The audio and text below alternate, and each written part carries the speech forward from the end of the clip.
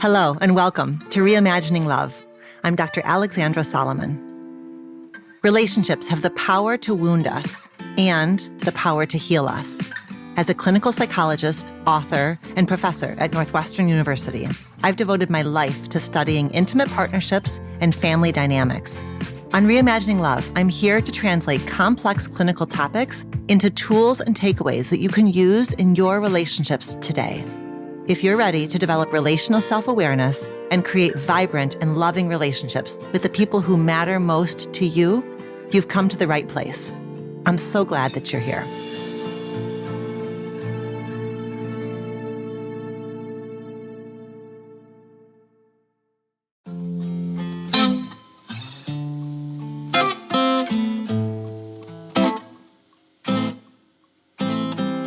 Welcome back to Reimagining Love.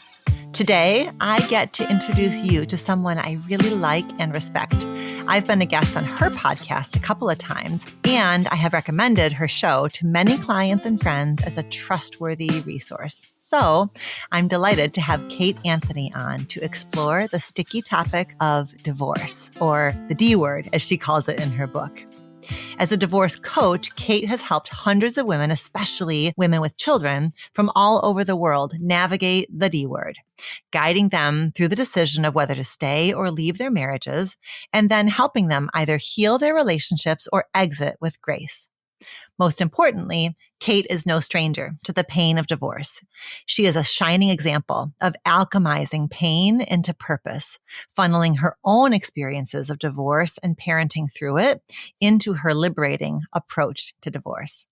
Kate is the host of the critically acclaimed and New York Times recommended podcast, The Divorce Survival Guide, and the creator of a groundbreaking online coaching program, Should I Stay or Should I Go?, where she helps women navigate the most difficult decision of their lives. Kate is a certified domestic violence advocate, a co-parenting specialist, and a high conflict divorce coach. And now Kate is the author of her first book, The D Word, Making the Ultimate Decision About Your Marriage. In this episode, Kate offers us an empowering vision of divorce. We investigate what is embedded within the question, should I stay or should I go? And we discuss how to navigate all of the tricky things that emerge in the aftermath, the parenting decisions, the gender dynamics of divorce, and the heaps of unsolicited advice that's coming your way. This episode isn't just for those in the midst of a separation. Kate also gives guidance on how to support your friends who are navigating a divorce. I'm excited for you to get to know Kate. If you're in the throes of a painful separation, I hope you take care of yourself as you listen to this one. I'm sending you lots of love.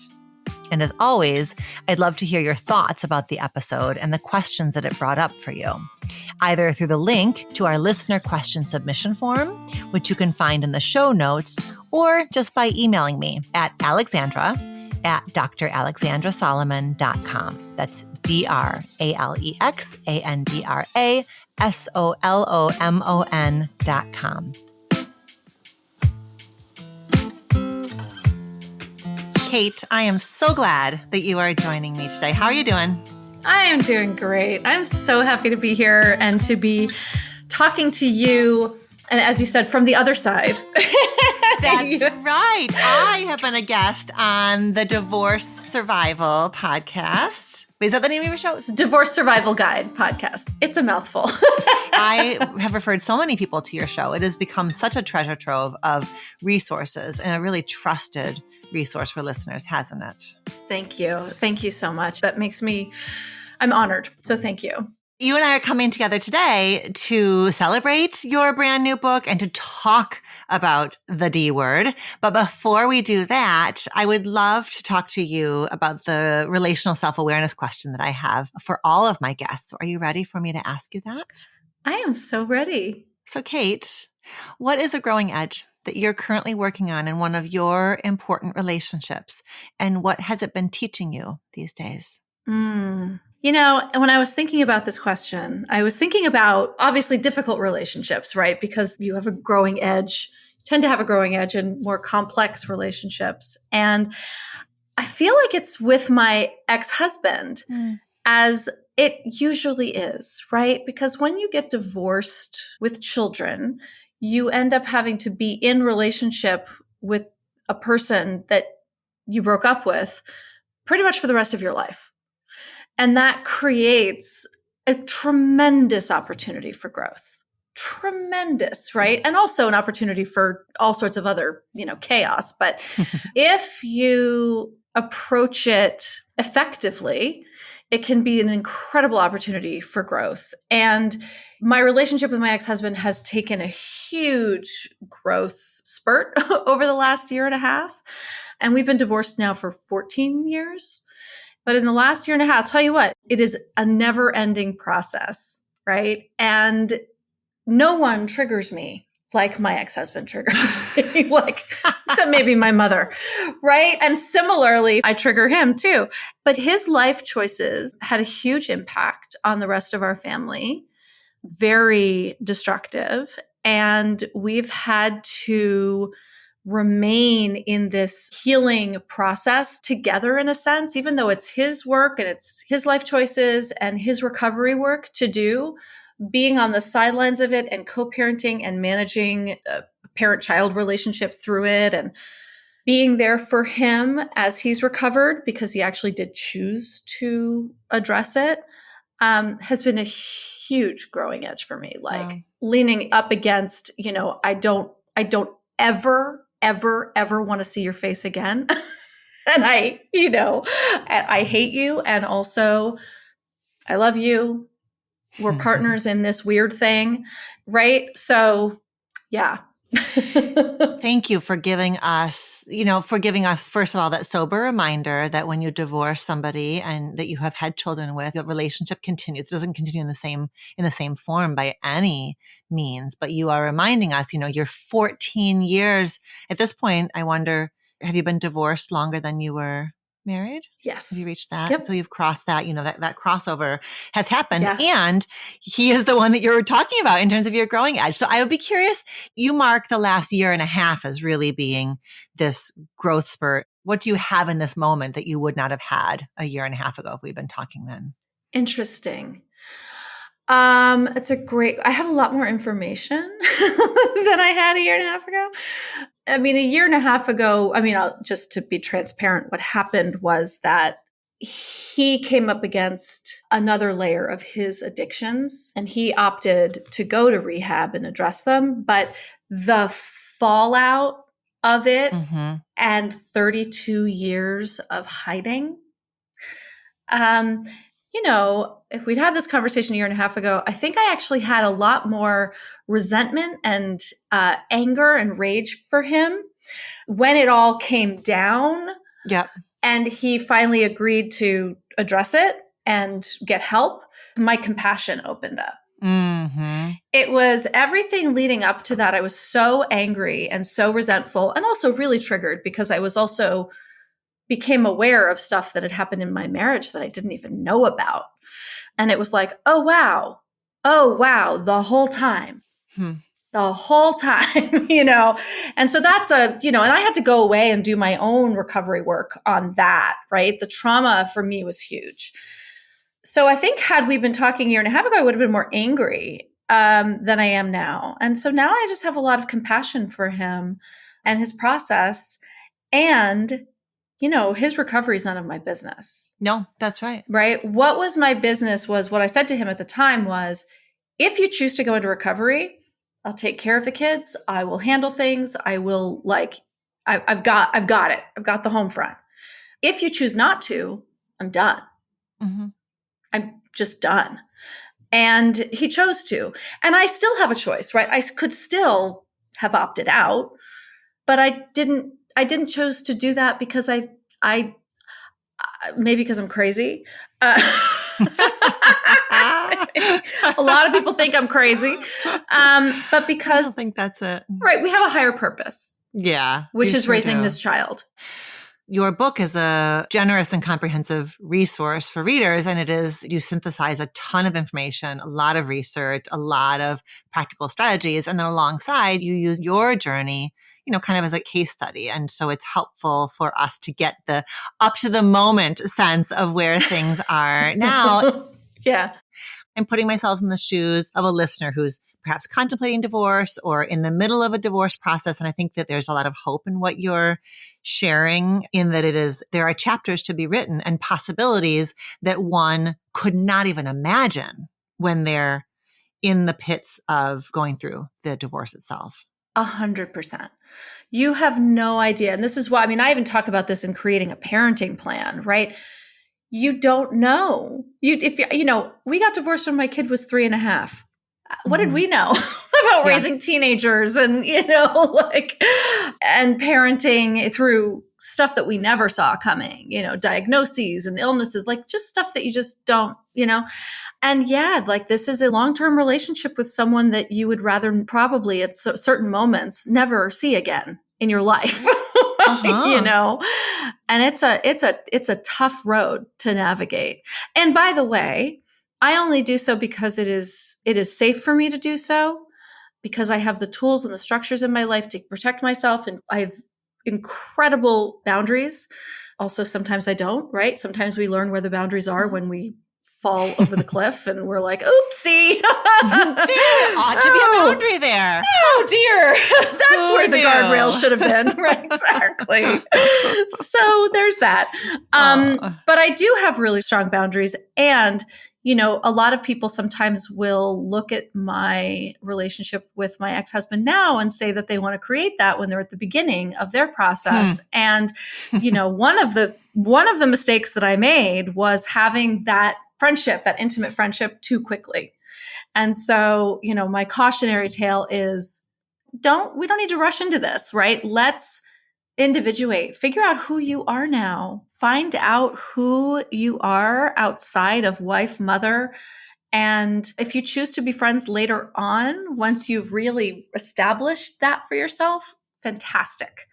Otherwise, we often just sort of perpetuate the same relationship dynamics into the divorce, which is like, well, then maybe we shouldn't have gotten to, what's the point of the divorce if you're still going to do the same stuff? Do the same thing just from separate houses. Yeah. Totally. Yeah, I think that's such a wonderful reminder to listeners about that. I think so often, I think there are a number of complicated reasons why somebody might want to rush right into that intimate friendship. I think it's oftentimes a defense against grief, a fear of, will the other person fall apart, without having me as a primary support. There's lots of very, very legitimate fears that come up around that idea of having space. And you are being a wise guide to us of saying that, listen, God willing, you'll have time. There can be chapters to the story. And that chapter of separateness is not a cruelty or a rejection, but as you're saying, a chance to individuate, to kind of feel your way back into your own skin, so that then the friendship becomes a choice, not a desperate grabbing of each other. Right. And a default, right? And I think, we legally separate, we financially separate, we physically separate, but if we don't do the emotional separation as well, like that is the biggest tether, right? That is the biggest thing that holds us and is often one of the more unhealthy aspects of our relationship with the person we're divorcing. When you talk about this in the book, you talk about, for people who are then parents together, you talk about having a chapter of parallel parenting before you attempt co-parenting. What's the difference between parallel parenting in the beginning and then co-parenting? Parallel parenting is really like going and living your separate lives and really only talking about the kids, and only when necessary, right? And for some people, like that might be too hard a line.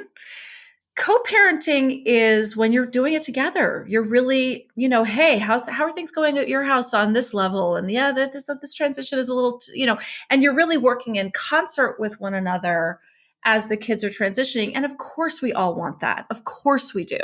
To me, that's a slippery slope. Like, right? If we haven't done the healing work yet, when we're in this, sort of symbiotic relationship in divorce, when it's about the kids, like, we can really easily slither into other territory, right? Like maybe we're dropping things off at each other's houses, right? And we're just sort of, there's a bit of a free flow.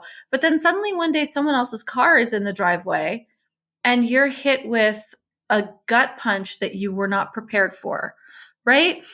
In my case, because my marriage was emotionally abusive, it left me open to continuing to be abused. And I never knew when it was coming, right? As you don't, right? You can't predict it.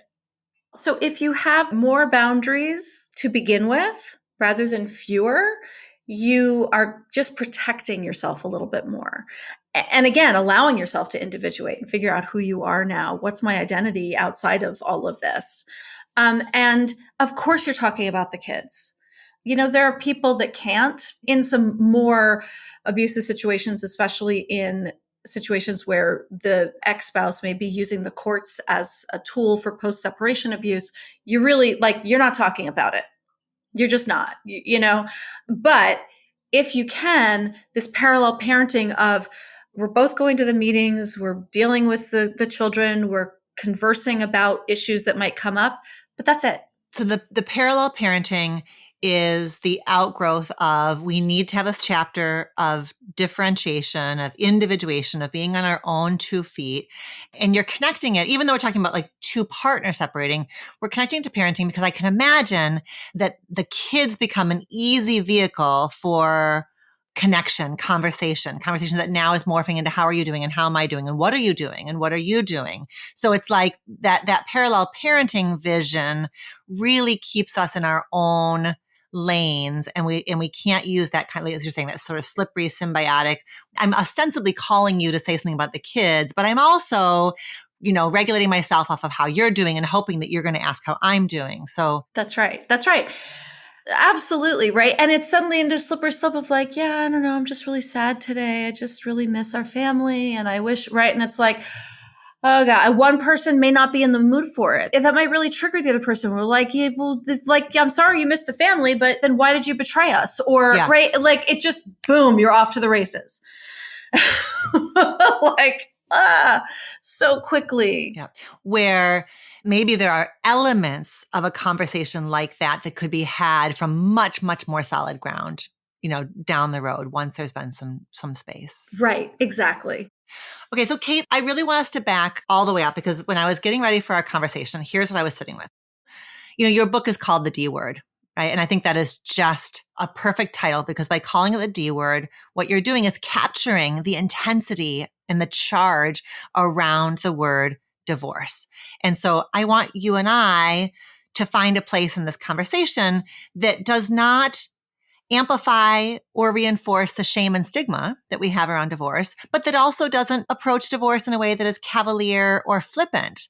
How have you found a way to hold that tension in your work? It's funny. It's certainly not something I've thought of intentionally. Like this is heavy and also, right? Like at all. It's a big deal, especially if you have kids. Like, of course, this is the biggest decision you probably will ever make. I had a client say to me once, if I had put this much thought into marrying the guy, like I probably wouldn't be here, right? We put more thought into divorce than we do marriage very often. And there's more at stake. It feels like there's more at stake because, the one hand we're sort of just joining. On the other hand, it's like, the ripping apart is, ugh. So it is heavy, it is big. And the stigma part, I wonder if the stigma is starting to dissipate. It feels, and I don't know that I have a very good perspective because of what I do for a living, but I do see that the stigma is starting to dissipate. Like nobody cares if you're divorced anymore. And also maybe because I'm 52. You've got no F's left to give about much of anything. I hear that. Well, right. But also right. I hate to say it, but like most of us are at some point, right? Like you're one of the lucky few, but so many of us have been divorced or are going through it. And I don't think anyone takes it lightly, right? As I said, like we put more thought into this decision than almost any other one that we make. And it is not to be taken lightly for sure. When we're asking ourselves, should I stay or should I go? Right? I mean, you as a happily married woman, Alexandra, I'm guessing, do not wake up at 3:00 in the morning wondering if you should stay or go. Mm-hmm. Right? That question doesn't occur to people. You're not wrestling with that unless you're pretty unhappy. For me, I want to sort of shift the focus of like, what is the question you're really asking? Because if you're asking yourself, should I stay or should I go? If you start Googling that in the middle of the night, if you're on my website, if you end up on my Instagram, whatever, listening to my podcast, listening to me here, you probably already have the answer to that question. So what are the questions you're really asking? Those are almost the more difficult questions, right? Which is like, what will this do to my children? Do I deserve, is my unhappiness worth the disruption of this entire life? And there's a lot of self-esteem and confidence work involved in that. Does this rise to the level of something that I should leave? Right? Is whether it's abuse or not abuse, or is it abuse? There's just so many other questions that I think are more deep and pressing. Yeah. But what you're saying is that the presence of the question warrants your attention, but you don't want the person with that question to just simply think that's the only question, but just kind of stand in some other places vis-a-vis that question. I would say, right, there are times when I imagine what it would be like to live in a little space all to myself, but that is not, that is very different than questioning, right, the viability or my choice in an ongoing way to be in this marriage. You're right. So the presence of a question that is nagging and uncomfortable is worthy of investigation. And you even say in the beginning of your book that you really give the reader some time in the book to check in with themselves about how ready are you for answers? Because this book will not leave a reader where it finds a reader. It is not a particularly comfortable read. And so you are really getting a reader's informed consent up top, check in around the readiness because sometimes there are some sneaky hidden benefits to sitting with a question and kind of shrugging our shoulders and not seeking answers. Sometimes there's a season for not seeking answers, perhaps. And so I really liked and respected how you really want to make sure that the reader has informed consent around the journey of looking for more clarity. Yeah. Thank you for saying that. Cause I really did I wanted to prepare people that if you're looking for answers, you're going to find them, but do you want answers? Do you really want the answers? Because some people don't. And that's fine. Just know that that's what you're choosing. Right. People can sit in deep ambivalence for the rest of their lives. That is 100%. That is a path. It is a path. And I just want that to be a conscious path. Yes. I don't want that to be just I can't deal with this. I'm going to kick the can down the road for 50 years because that would be sad. That's right. All right. Well, let us explore one of the thorniest issues, which is this idea of staying for the kids. Oy vey. Yep. I agree with you that there is less shame and stigma. I mean, my parents divorced when I was 3, and I did not really know any other kids for many years who were going through divorce. Yeah, same. Are your parents divorced? Oh my God. They split up when I was 11 months old. And I literally came home from nursery school and I was like, Mommy, Damon's parents live together. Why would they do that? What is happening? Why? Oh God. Yeah. She was like, and then I became the world's youngest divorce coach when all my friends, kindergarten, first grade, second grade, I was the person that they all you'd been through it. Yeah. I've been on this path for a really long time. That's so sweet. I know. They all reminded me of that recently. They were like, do you remember when my parents got divorced? You were the only person we could talk to. And I was like, oh, right. Oh my gosh. Your destiny was written long before. Exactly. Okay. So I think we can say that there is less stigma and there is still obviously what is really central for a parent who's considering this is the idea of staying for the kids or the idea that there's a should stay for the kids. So how do you want a listener to think about that idea of staying for the kids? I actually want them to position themselves in the eyes of their child and what they are witnessing every day. And is this what you want for them? Not just to witness, but to model. Because usually, I'm not going to say always, but usually the relationship that's modeled to us is the one that we repeat. These are the cycles, right? These are the generational cycles. And we may work to change that over time as we get older and we recognize these patterns, right? But if you look at what the relationship blueprint is, Like, is this a blueprint that you want for your children?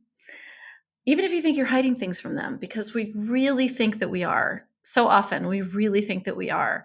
And we often get sort of a reality check when our kid says something out of the blue, like, well, you and daddy don't seem to like each other very much. And it's like, right? Like, whoa, I thought we were hiding that, So I want people to look at it through the lens of their children. What are they witnessing? What are they experiencing?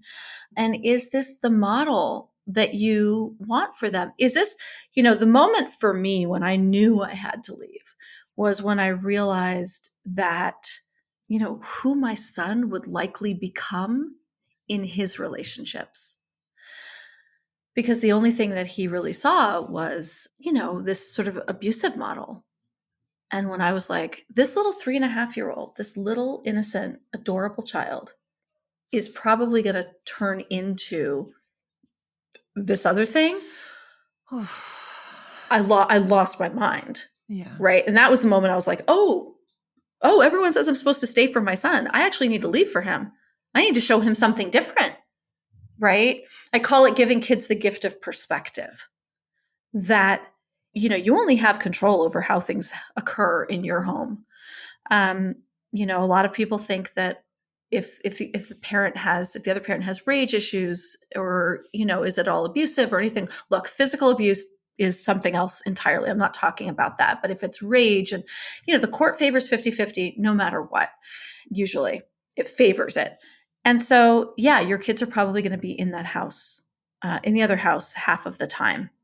And a lot of people stay in their marriages because they believe that being together, they can mitigate it. Yeah. Right. They run interference. They think that they're like able to, right. And you're not, right. The sad truth is that you are condoning it by being in it in a way. And that if you have two separate houses, even if you are the only nurturing, loving, safe place for your children to land, you're giving them the gift of perspective, because they experience that and they experience something different. If they're in this thing all the time, they have no perspective. This is life. These are relationships. This is what it is. Until they go to Northwestern and learn differently from you. They're like, right? But if you give them that gift of perspective, first of all, you're giving them a place for their nervous system to decompress. Yes, decompress. Mm-hmm. You're giving them a chance to breathe. You're giving them a place to feel safe. And you're giving them the perspective that I feel one way here and I feel a different way here. And then they get to choose what they want to create in their life. I think you have offered an incredibly powerful reframe to that question. I think you really have just walked us to another place vis-a-vis that question and said, okay, stand over here with me and take a look at it this way. And I think that's very, very powerful. And I think especially the audience for this book is the audience for your work, and is by and large cisgender heterosexual women who've been married to cisgender heterosexual men. That is, by and large your audience, and you name that up front. And I respect that that's what you did. And so I think that, in answering that question, you are inviting a worried mom who is worried about the emotional stability or emotional availability of the kid's father. And you're saying, listen, yes, you will not be able to control and manage what happens to the kids in that house. And again, you've taken physical abuse out of the equation. That's a different situation altogether. But what you're saying is he's not going to be triggered in the same ways without the marriage there. He may end up in another marriage that does another dance that the kids are seeing. But then the kids, as you're saying, come home to your home, and you get to be fully in charge then of the tone and the dynamic inside of your home. And that counts. That matters, even if it's half of the time. That's right. It matters. It matters so much, right? And you also get to be your central nervous system gets to decompress, and you're not being triggered and you're not scared all the time, or just miserable all the time, right? Then you get to go find your joy and be a mother who has joy. And what a better place to parent from, right? Mm-hmm. Yep. One of the themes that goes throughout the book is you wanting your reader to keep their side of the street squeaky clean, as you say. Mm-hmm. What does that mean? What does it mean to keep your side of the street squeaky clean? Well, it means that you are always kind of checking yourself and your own integrity, right? You're acting in integrity within yourself and in alignment with your own values. Listen, we're going to screw it up, but just because they're acting like a crazy person or because they're hurting your feelings, like we don't do tit for tat. We just focus on, okay, at the end of the day, when I put my head on my pillow, is there anything nagging at me that's like, God, right? And if there is, great, you go clean that up. Even if it's with somebody that you can't stand, you say, you know what? I'm really sorry that I responded the way that I did. That was out of integrity with who I want to be. And, going forward, I want to respond to you differently. You're setting the tone, by the way. But now they may not reciprocate. They may never reciprocate. They may be, the jerk that they've always been till kingdom come. It doesn't matter, right? But sometimes you're actually setting the tone. Sometimes you're actually giving the relationship permission to shift and to change. If it's with your kids, right? You go, oh, all right. You give your kids the opportunity to learn what it is to take responsibility. You know what? Mommy got really upset earlier and I yelled at you and I don't like that I did that. And I'm so sorry. And I can imagine that must have been really scary for you. I'm really working on controlling my anger and I really want to try and do things differently going forward. So you take responsibility, but it doesn't mean we're going to be perfect people. It just means that we're going to clean up our messes when we make them. But really, it's acting in alignment with our values and who we are. If I value personal development, as I do, obviously, right? And but then I'm out in the world behaving like a lunatic and a banshee and getting triggered and not cleaning it up and not taking responsibility. Like there's a disconnect there. And there should be a disconnect for me too. Yeah. Right? And so I want people to walk through these really, really difficult conversations and these really, really difficult experiences with integrity and an understanding of who they are in the world and like the impact that they're having. Yeah. Really. I hear you inviting us into that with compassion. It's not about beating ourselves up, but also with like accountability, right? That at the end of the day, your head's in the pillow. Are you in alignment with how you have behaved that day? And so I think that's, even though you introduce this idea in the beginning of the book, when it's still kind of contemplation around divorce, that is something essential that somebody needs to take with them through every step of the divorce process, right? Because the system is built in an adversarial way. Still, maybe the next iteration of divorce is going to be a bit more collaborative than the current system is. But especially like then, if it is that decision is made to divorce, that commitment to keeping your side of the street squeaky clean has got to be there, because the system, there's going to be pulls in the system, right? To be out of your integrity, to be below the belt, I imagine. Oh, absolutely. The system can very often be designed to put you in that position. As soon as you hire an attorney, they're preparing for litigation. They're preparing for trial. And they can often make things more adversarial than they need to be. Listen, the other side of the street can be an absolute like pig pen, with the dust swirl all around, right? That doesn't mean you have to join into it. And that's why I use this imagery, right? That there's two sides of the street and there's a street between you, and that's a boundary. And if you're getting divorced, you are no longer on the other person's side of the street. So who do you want to be, really, right? Who do you want to be in this process? Okay, well, I wrote this question, and you may not like this question very much at all. So you tell me. I'm excited. Okay, I'm excited. Where we go with this one.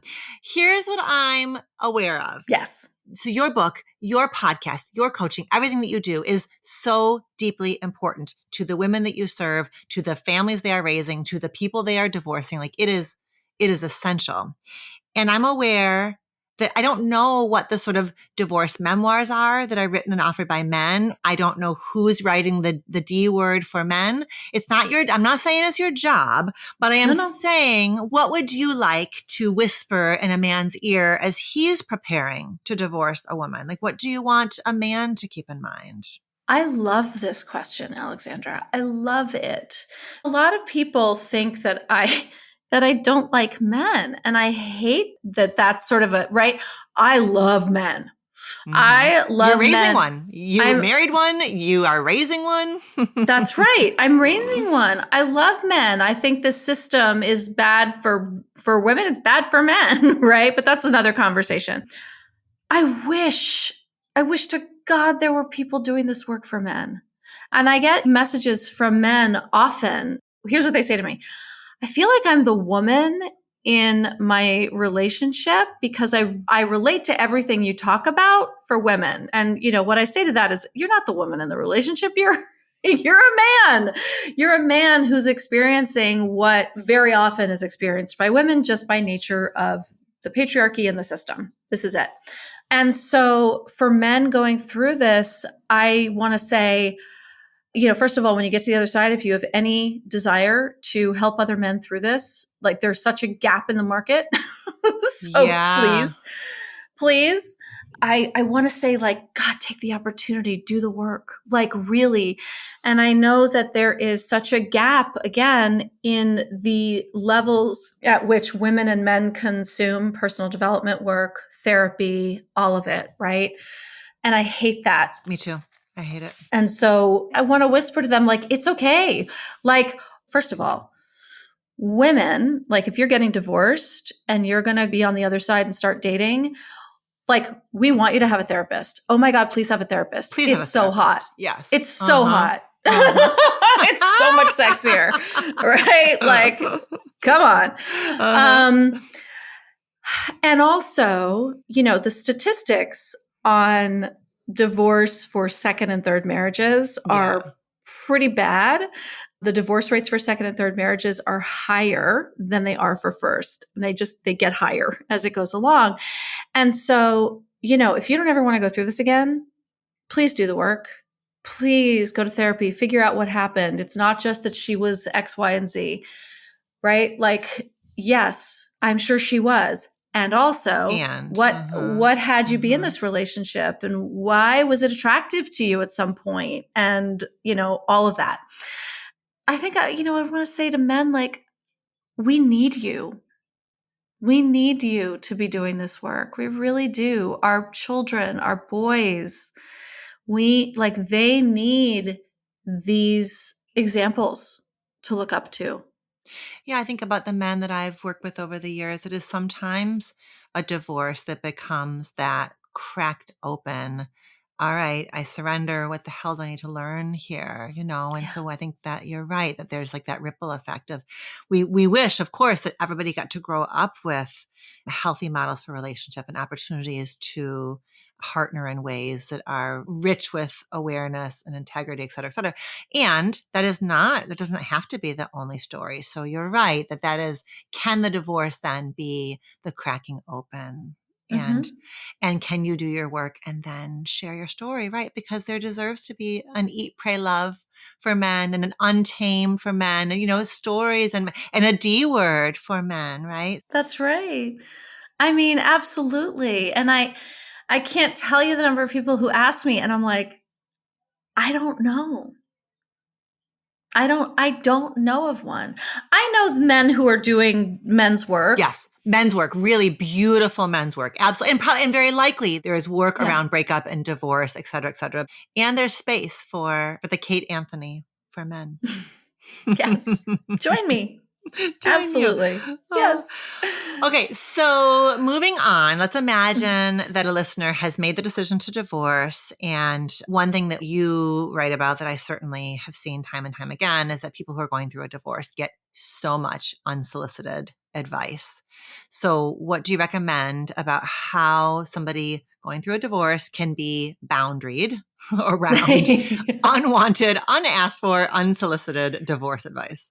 Oh my God. Great question. I like the way you frame that too. I mean, it can be really dangerous to get any divorce advice from anyone who is not a divorce professional in your state. Now, I am a divorce professional and I'm not in your state, but I'm not giving legal advice. Yeah. People have the best intentions. They really do. And sometimes the worst advice. So there are two camps, right? There are people who have never been divorced and have no idea how anything works. And they're going to give you advice to hide all your money and make sure that, they don't have any access to this, that, and the other, and make sure you take the kids and like, Lord have mercy, like you're gonna get them put in jail. Like this is terrible advice. This is all illegal and it's gonna cause them to unravel this. But then there's the people who have been divorced, but only know their story, right? And I see this time and time again where somebody like in my Facebook group will post something about an experience that they're having in their divorce. And the responses will be, again, well-intentioned, but it's sort of a pile on based on their own experience. A person will ask a question about custody and someone will respond to it as if it's an abusive situation. This person never said anything about abuse. They never said anything right. And they will infuse their answers with their own experiences, which is of course what humans do. Right. But in this case, it could be dangerous because you're not going to respond to a non-abusive person as if they're being abusive and not end up in court. This could derail your whole process. If you want this to be an amicable process, the first thing people always say is lawyer up, right? That's actually not good advice. Consult attorneys in your area. If you want to have amicable mediated divorce, you are going to hire a consulting attorney. You must have a consulting attorney if you are mediating. But you are not going to hire a shark litigator if what you want is to mediate. So you've really got to be careful. Again, like you said, who you take your advice from. And it should be from, if you're going to take divorce advice from people who are divorced, make sure it's somebody that was divorced the way you want to get divorced, Really wonderful. Right? And who has, so it's about somebody who went through a divorce the way that you want to go through a divorce, and somebody who has a marriage that has similar elements. That's right. If you are escaping an abusive marriage, then perhaps guidance from somebody who has also escaped an abusive marriage is more relevant. But to be really mindful of those, there's differences within what a marriage looks like that makes a big difference around whether somebody is in any position to offer you guidance of any kind. Absolutely. Absolutely. And that's hard. It's hard because people, again, they think they're being helpful, but they're like, I remember when I was going through it, my ex and I were incredibly amicable, incredibly, to the point where people are like, how are you doing this? Your marriage was a dumpster fire. How are you guys doing this so well? But a friend of my mom's said, well, you got to make sure you have a good attorney. And I was like, we're just not doing it that way. And she's like, well, you say that now, but she's like, just wait in 2 years. And it kind of put the fear of God into me, but like that never happened. That's just not who we were. Yep. That's not how we were doing this. That's great. Okay, so my last thing I wanted to explore with you before I let you go is that, a divorce is, as Michelle Pfeiffer says in the Story of Us, remember the Michelle Pfeiffer, Bruce Willis movie? It's like a little, like the death of like a little civilization, there's a civilization there. It is the dismantling of an entire culture. And it's not just the dissolution of that marriage, it is also the ripple effects. We've talked obviously a lot about parenting, but the ripple effects through the extended family system and through the friendship network. And so you spend quite a bit of time in the book talking about the sort of blast radius that goes well beyond the four walls of the home. And I think it's really important that you hold the reader's hand through some of the things that they may be able to anticipate. But what do you want to remind people of? And I think I would love, if we can, to speak to both how we want the person who's divorcing to position themselves, and then also the person in that blast radius, right? Like the friend who's having the triggered reaction. Yeah, I think it's one of the more shocking experiences, which is why I talk about it, because I think that people don't expect it. You just expect all your friends to just rally around and be there for you. And then they're having their own experiences of this and sometimes behaving terribly. And it's shocking. You're like, wait a minute, you were supposed to. I'm managing your feelings around this when I'm the one going through a divorce. Like, what? And so I talk about it because I think it's important for people to know that it's how common it is and to prepare that this may or may not have anything to do with you. Usually it has nothing to do with you. The reaction that someone else is having to your separation or divorce really has almost nothing to do with you. Usually you're holding a mirror up to their relationship and it's terrifying. And they're looking at themselves like, sometimes it's like, well, shit, if you didn't make it,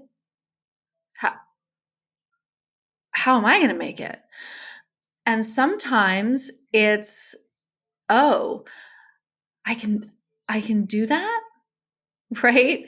I talk about in the book that I lost my two best friends, 20-year friendships, friendships from college. These were my best friends.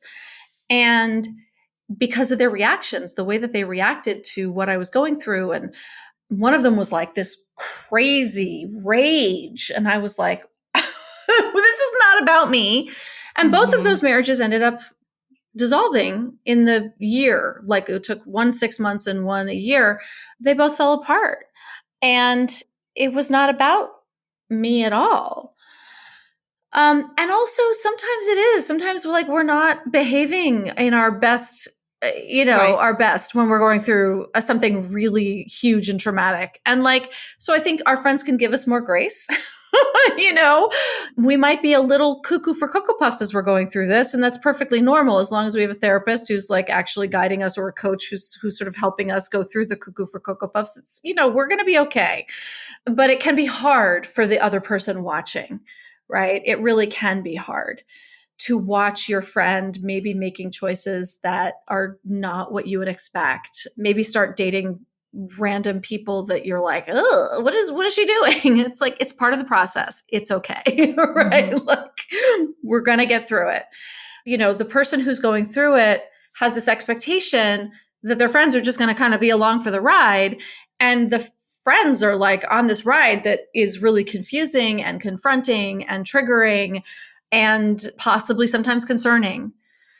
So there's a lot to hold in that space. And it's very jarring for the person who just needs their friends to be around. Right. In sharing that, it is such an important reminder to a friend of the divorcing person to validate. It is jarring and activating inside of you when your friend announces that they're going to get divorced. And at the very same time, right, you can be activated and responsible for your activation. And so then who can you turn to process your own feelings so that when you are with your friend, you can do the best job you can at holding space and being as regulated as you can be, with the friend who's divorcing. Yeah. And if you're getting triggered and you're starting confronting your own marriage and it's freaking you out, yes, take that to your therapist. I love that you said that, right? You can have your experience and also take it somewhere else and then just be a good friend. Be a good friend to your divorcing friend, and then the other thing is that you might need to find a bit of a different community for a little while as a divorcing person. You might need to sort of lean into more single people or more divorcing people because it's really isolating. The other thing I'll say to the married people is please invite your single friends to the barbecue, to Christmas, to Thanksgiving. It's interesting. People rally around the single guys, like the divorced dads, right? They get all the, no, he's all single and he's so sad and come on over and spend Christmas with us, right? And the women don't get that same care. Oof.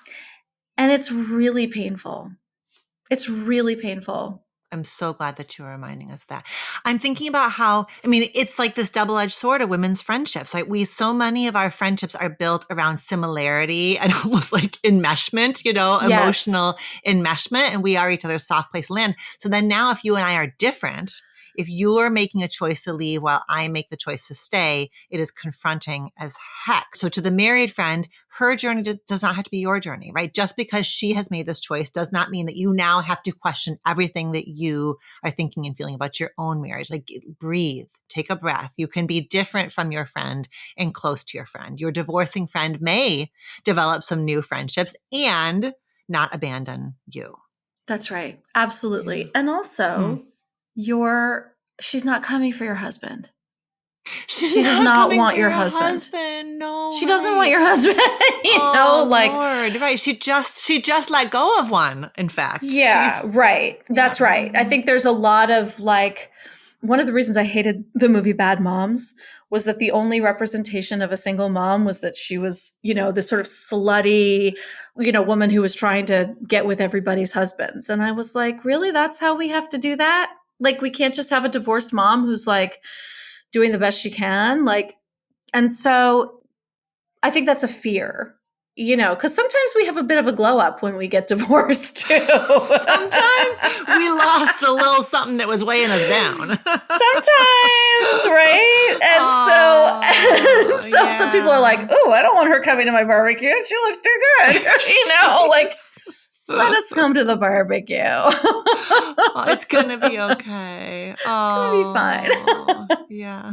Yeah. Mm-hmm. Kate, you really are such a walking example of turning pain into purpose. I am sorry for the suffering that you went through and the pain that you went through. And I am so grateful that you alchemized your pain into purpose and guidance and offering for other people. So thank you for the work that you do. Oh, thank you so much. That means a lot coming from you, especially. So I really appreciate it so much. And I'm so happy to have had these conversations with you. I love it. I love it. I know. Me too. Okay. So if somebody is just discovering you for the first time, obviously the main thing that they need to do is go and get your brand new book, The D Word. And it is available wherever books are sold. Everywhere. It is available everywhere. For those who might be cautious or concerned about privacy and security, on my website, I have a page that gives some examples of how to get it, maybe perhaps a little more surreptitiously. This is probably not a book that you want in your shared Amazon order history. So there's a page on my website, kateanthony.com/dword, with some examples of how you might be able to get the book without sort of alerting the person that you're trying to make this decision about.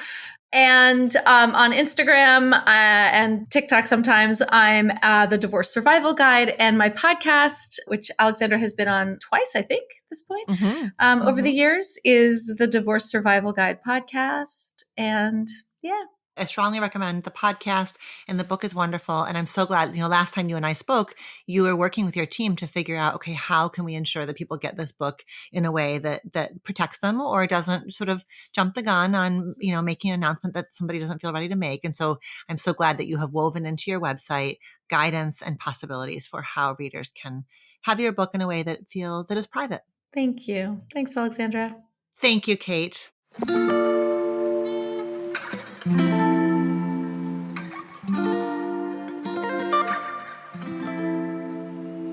Thank you, Kate, for joining me here on Reimagining Love. And thank you, dear listener, for joining me for this enlightening conversation. If you are struggling with a divorce or the question of whether to stay or go, I highly recommend that you engage with Kate's work. Find links to her website and her new book, The D Word, Making the Ultimate Decision About Your Marriage, in the show notes. Until next time, be well. Do you have a relationship question that you want answered on the show? Visit reimagininglove.com to send in a written or audio question. Questions can be about intimate partnerships, family relationships, friendships, you name it. If you're looking for more love and relationship content, you can find me on Instagram at dr.alexandra.solomon or visit my website, dralexandrasolomon.com, where you'll find my blog as well as the Intimate Relationships 101 e-course based off of the popular class I teach at Northwestern University.